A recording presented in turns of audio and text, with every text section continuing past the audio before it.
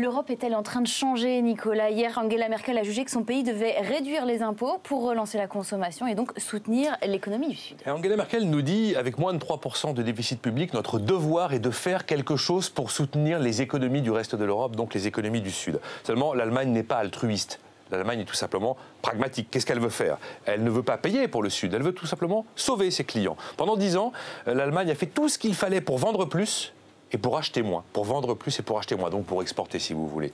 Voilà. En dopant la consommation, Berlin espère se mettre à acheter davantage finalement pour essayer d'éviter que ses premiers clients européens ne fassent faillite, notamment les clients d'Europe du Sud, et espère aussi redonner confiance dans la zone euro, car la crise de confiance dans la zone euro est aujourd'hui ce qui est en train de miner l'ensemble du commerce mondial. Autant l'Allemagne peut très bien se passer d'exporter dans des pays comme l'Italie ou des pays comme l'Espagne, mais l'Allemagne ne peut pas vivre sans le commerce mondial. Et en fait, quand elle est prête effectivement à baisser les impôts pour doper la consommation intérieure de l'Allemagne, c'est une forme d'investissement de l'Allemagne pour préserver son modèle allemand industriel et commercial. Alors, Monsieur Dose, faut-il voir dans la position allemande un message à l'adresse de la France qui, à l'inverse, monte les impôts de manière historique? C'est totalement évident. L'Allemagne baisse les impôts, l'Italie baisse les impôts. Le FMI nous dit, sortez du dogme des 3%, oubliez ça, donnez-vous du temps pour mener des réformes de structure, des réformes de fond.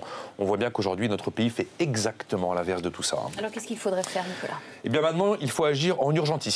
On n'est plus là à se demander quelles réformes on fait, si les partenaires sociaux vont négocier, pas négocier. Il y a 3 leviers à agir de manière urgente. Le premier levier, c'est de faire une dévaluation fiscale en faveur de l'offre.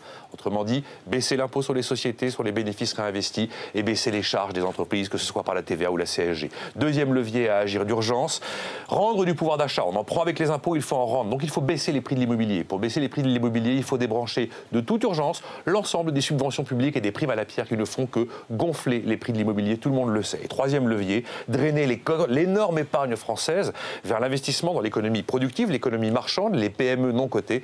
Pour ça, il faut une fiscalité du capital incitative. Ça n'est pas ce que nous faisons pour le moment.